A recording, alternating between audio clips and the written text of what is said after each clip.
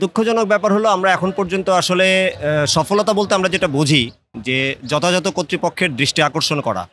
আমরা দেখতে পাচ্ছি আমাদের যাদেরকে আমরা দৃষ্টি আকর্ষণ করতে চাচ্ছি, বিজ্ঞান মন্ত্রণালয়, তারা বাদে অন্য অনেকেই এই ব্যাপারটা জেনেছেন, তারা রেসপন্স করছেন সেভাবে। কিন্তু যাদেরকে এটা নিয়ে বাস্তবায়ন করার কথা, যে মন্ত্রণালয় প্রশাসনিকভাবে দায়িত্বপ্রাপ্ত, তাদের আমরা কোনো রকম দৃশ্যমান সারা শব্দ পাচ্ছি না। মন্ত্রণালয়ের সাথে আপনাদের এই দূরত্বের কারণটা কি? মন্ত্রণালয়ের সাথে আমাদের দূরত্বের কারণ হলো তাদের অযাচিত হস্তক্ষেপ এবং কর্তৃত্ববাদী আচরণ।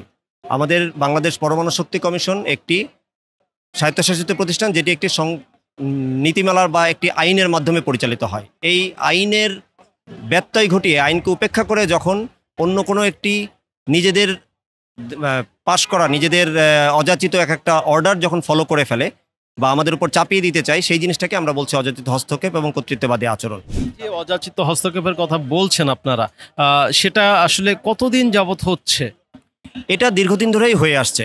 এটা শুরু হয়েছিল আসলে গত সরকারের আমল থেকেই, কিন্তু আমরা লক্ষ্য করেছি গত 5 আগস্টের পর থেকে এই হস্তক্ষেপ এবং কর্তৃত্ববাদী আচরণের পরিমাণটা এতটাই বেড়ে গেছে যে আমরা শেষ পর্যন্ত মাঠে নামতে বাধ্য হয়েছি। কি আমাদের থাকার কথা গবেষণাগারে, আমরা কাজ করব বিজ্ঞান নিয়ে, আমরা কাজ করব জনসেবায়।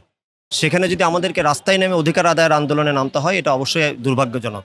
কিন্তু এই জিনিসগুলোতে আমরা বলতেই হচ্ছে যে নিতান্ত বাধ্য হয়ে আমরা নেমেছি। কারণ যে কাজটা আমাদের অত্যন্ত সুন্দরভাবে, সুচারুভাবে, সুষ্ঠুভাবে পালন করার কথা গবেষণাগারে বসে, সেই কাজগুলোতেই যথাযথভাবে বাধা আসছে প্রত্যেকটি জায়গা থেকে। আমাদের বিদেশের প্রশিক্ষণগুলোকে মন্ত্রণালয় নিজেরা নিয়ে যাচ্ছেন, আমাদের জিও প্রদান করছেন না। একেবারে ফুল ফান্ডেড স্কলারশিপ পাওয়ার পরেও সেটার জিও প্রদান করা হচ্ছে না কোনো কারণ দর্শানো ব্যতি রেখে। তো এই সমস্ত জিনিসগুলো করলে আপনি কেউই গবেষণাগারে তার সুন্দর মন নিয়ে কাজ করতে পারবেন না।